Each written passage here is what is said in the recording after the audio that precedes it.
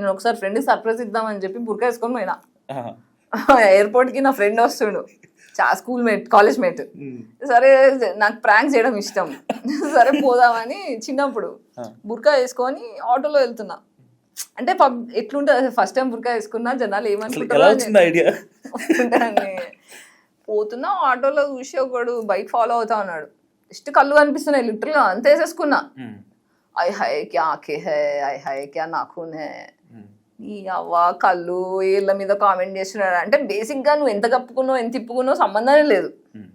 ఒక అమ్మాయి ఒక్కటి దొరికిందంటే ఎవడన్నా ఎట్లన్నా గెలుకుతాడు. బేసిక్గా మనం సేఫ్టీ ప్లాన్ చేసుకోవాలి.